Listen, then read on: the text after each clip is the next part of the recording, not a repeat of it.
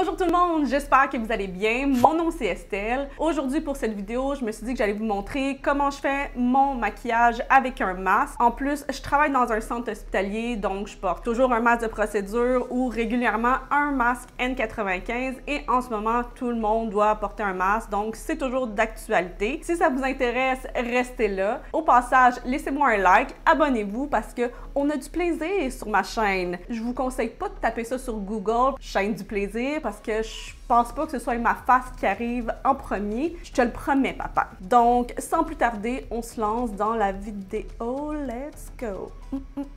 Première chose que je fais le matin, c'est me laver le visage. Pour ça, j'utilise le nettoyeur de chez CeraVe à l'acide salicylique. J'ai découvert que l'acide salicylique, ça avait plein de propriétés. C'est surtout excellent pour les peaux qui sont acnéiques, ce qui est habituellement pas mon cas. Mais j'ai remarqué qu'avec le port du masque, surtout que j'avais, je vais le dire, là, la mauvaise habitude de mettre du fond de teint en dessous de mon masque. Depuis qu'on en porte tout le temps, vraiment, je développais des petits boutons sur le menton. Donc, idéalement, fond de teint et masque, c'est pas le meilleur mix, mais à la fin de la journée, vous faites bien ce que vous voulez. Moi, je suis pas votre mère. Ce nettoyant-là, j'ai vu les bienfaits, je vous dirais, après 3 semaines à 1 mois, parce que, bon, on n'a pas de bonne fée marraine de la peau, donc ça n'arrive pas en l'espace d'une nuit. À ça, j'ai à dire... Fuck you, Cendrillon, à cause de toi, j'ai eu à faire des deuils. Ah, je te dis, les princesses de Disney, puis leurs fausses promesses. Donc, c'est ça. Pour revenir à l'acide salicylique, énormément de propriétés, surtout anti-inflammatoires, aussi des propriétés exfoliantes, donc ça laisse vraiment la peau lisse. Puis vraiment, ça va venir nettoyer les pores, puis diminuer la production de sébum. Donc, CeraVe nettoyant l'acide salicylique, j'adore, j'adore, j'adore. J'utilise une crème hydratante, surprise encore, de chez CeraVe, mais j'aime beaucoup cette marque-là. Elle se trouve sur Amazon ou en pharmacie, elle est pas chère. Ils sont sans fragrance, puis j'ai pas fait de réaction. J'ai une peau super sensible qui a tendance à réagir à n'importe quoi. Donc, ça fait des mois que je les utilise, puis juste du bon puis du bien à dire. Si jamais vous voulez une consistance un petit peu moins épaisse, il existe la lotion, un petit peu plus fine, un petit peu moins lourde sur la peau. Puis en fait, une crème hydratante, ce que ça fait avec un masque, c'est que ça va venir créer une barrière entre le masque, le tissu du masque, puis la peau, parce que juste la friction, ça peut causer des éruptions cutanées. Si jamais vous avez la peau super sensible, il y a sûrement plusieurs d'entre vous qui vont dire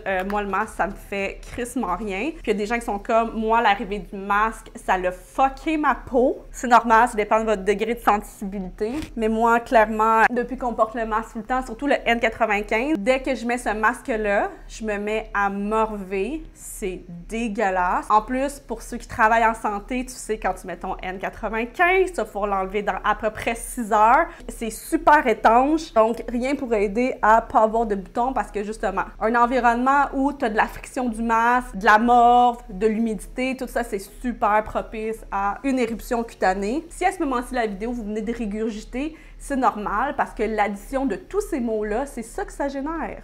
Mais bon, c'est la réalité. Une autre découverte que j'ai faite pour les jours où j'ai zéro le goût de me mettre du maquillage, un baume rafraîchissant de la marque Tula. Ça s'appelle le Rose Glow and Get It. J'adore ce produit-là. En fait, c'est vraiment un produit soin pour la peau. Ce que ça fait, c'est que ça va vraiment venir là, donner une belle lumière en dessous des yeux. Ça a un côté très rafraîchissant, très hydratant. Pour les matins, on se lève avec des beaux yeux de poisson. C'est parfait. Ça peut être porté seul ou en dessous du maquillage, en dessous du cache-cerne, par exemple. Puis, vous en avez juste besoin d'une très petite quantité. C'est sûr que si ça va pas faire disparaître vos petites veines bleues comme moi en dessous de mes yeux, par contre, ça va vraiment venir apporter de la lumière, donc vraiment donner l'effet bonne mine qu'on recherche. Fait que je vais venir comme ça en dessous de mes yeux.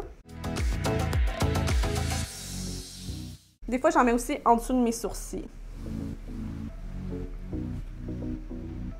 Après ça, je vais venir l'estomper avec mes doigts. Je vais aussi toujours hydrater mes lèvres le matin parce qu'il n'y a pas juste ma peau qui est sèche, mais toutes les muqueuses de mon corps. Je viens de le dire à haute voix, ça sonne super inapproprié, mais bon, ce que j'utilise pour hydrater mes lèvres, c'est un produit de chez La Neige, c'est leur masque de nuit pour les lèvres. Là, vous me direz, rebelle Estelle, masque de nuit le matin. Là, je vous dirais, je sais. J'en mets une très petite quantité. Regardez-moi ça. on dira que j'aime m'injecter les lèvres au collagène instantanément. Et je vous le dis, ça hydrate sur un moyen temps. Donc, j'adore ce produit-là. Le matin, une petite quantité. Le soir, gâtez-vous. Maintenant, je vais mettre mon cache-cerne. Je vous conseille de prendre un cache-cerne qui est le plus près possible de la couleur de votre peau. Ce que je vais utiliser, c'est le cache-cerne éclaircissant de chez Becca, Light to Medium. Habituellement, c'est utilisé comme un correcteur, mais puisque moi, je suis blanche de chez Blancheville, je peux l'utiliser comme cache-cerne. À cause de sa couleur saumon, il va vraiment venir neutraliser mes petites veines bleues, qui sont quand même vraiment moins apparentes depuis que j'ai mis le baume. J'en mets très peu.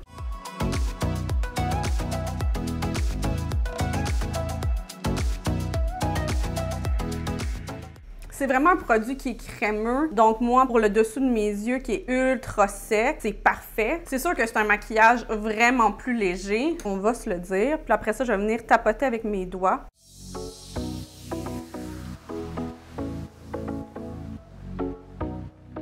Si jamais vous n'aimez pas justement cette texture-là ou cette consistance-là d'un produit vraiment crémeux, vous pouvez y aller avec quelque chose d'un peu plus mat. C'est l'Infaillible Full Wear de chez L'Oréal Paris. J'ai beaucoup aimé ce cache-cerne-là pour la couvrance. N'empêche que pour moi, c'était trop sec. J'avais beaucoup aimé ce produit-là. J'aurais vraiment souhaité que ça fonctionne, mais non. Ensuite de tout ça, pour mes sourcils, je vais utiliser des produits chez NYX. C'est leur styliseur pour les sourcils de Brow Glue. Et je vous dis, mon ami, ça fixe les sourcils.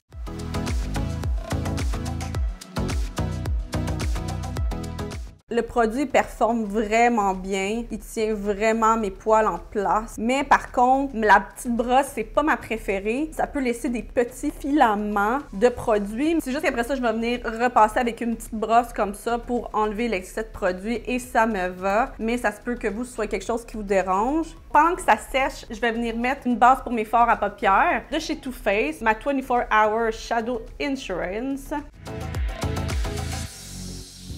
Là, je reviens à mes sourcils parce que la glue, elle a séché. Avec mon crayon micro de chez NYX, je vais juste venir définir la pointe de mon sourcil. C'est la couleur Ash Brown.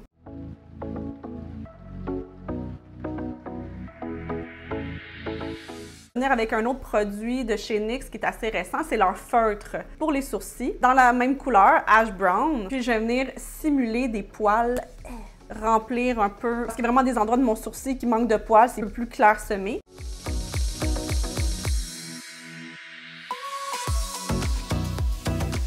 Je vais venir repasser avec ma brosse pour vraiment bien répartir le produit.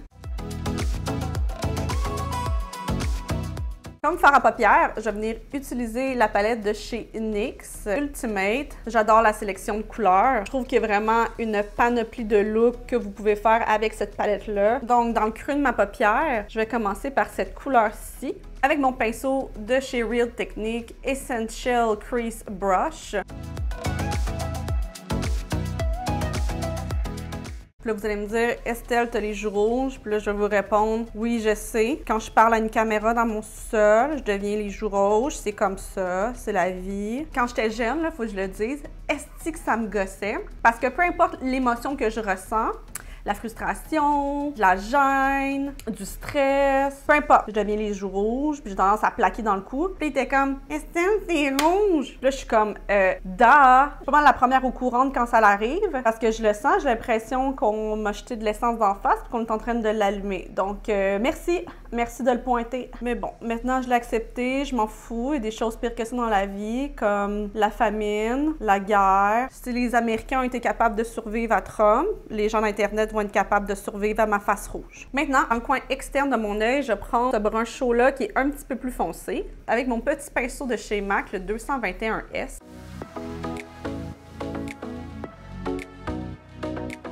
Vraiment, ces fards à paupières-là s'estompent super bien. Ils sont pigmentés, mais pas trop. La couleur se construit vraiment bien.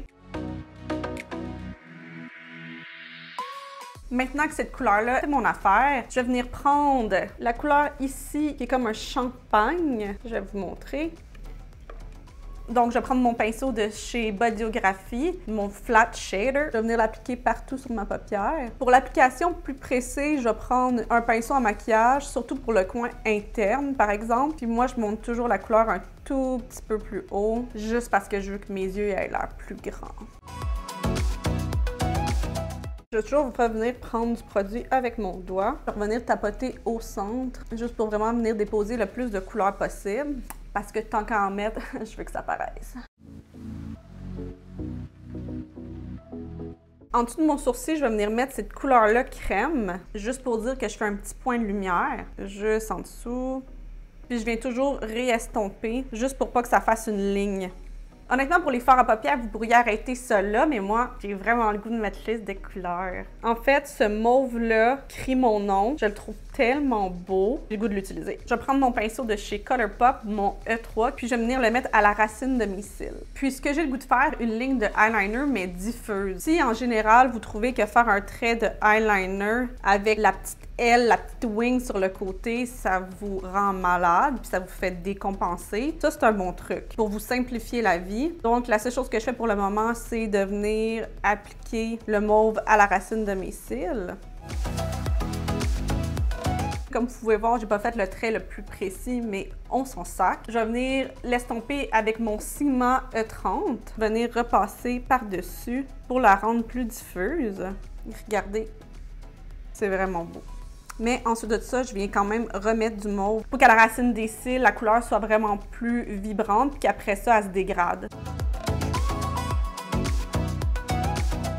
Quand je la réapplique, on commence à voir ce gradient-là de plus foncé à plus pâle. Habituellement, ce que je fais, c'est que je l'estompe à peu près 2 fois. Donc là, je vais réestomper. Je viens de me rappeler que je devrais faire ça vraiment plus souvent. J'aime beaucoup cette combinaison-là de couleurs. J'adore. Pour la muqueuse interne de mon œil, en haut et en bas, je prends ce crayon-là de chez Makeup Forever, le Artist Color Pencil, dans la couleur Limitless Brown.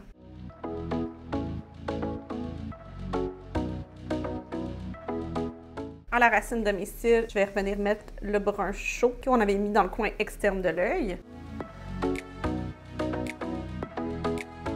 Puis on va revenir l'estomper avec notre couleur de transition du départ. Quand je me maquille, j'aime ça descendre assez bas, en dessous de mon œil. Encore là, c'est une préférence personnelle, vous n'êtes pas obligé si vous n'aimez pas ça. Dans le coin interne, j'ai juste le goût de réutiliser la couleur champagne métallique qu'on avait mis sur notre paupière. Pourquoi? Parce que ça me tente, puis c'est ma chaîne, puis c'est moi qui décide.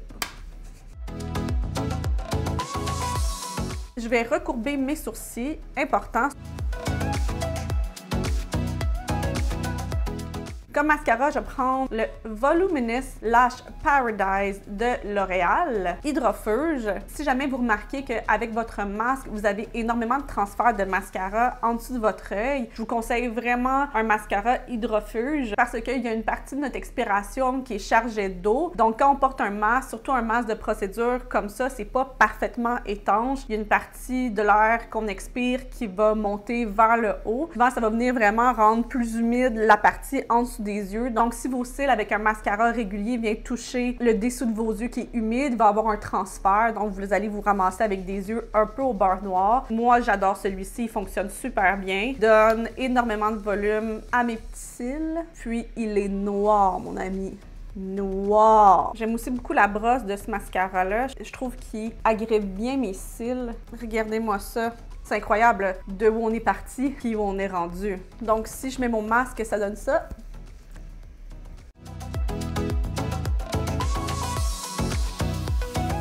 Donc, c'est tout pour moi aujourd'hui. J'espère que vous avez aimé la vidéo. N'hésitez pas à me laisser un commentaire, une suggestion de ce que vous aimeriez voir par la suite sur ma chaîne. Sinon, je vous souhaite une bonne fin de journée, peu importe où vous êtes, puis on se revoit dans ma prochaine.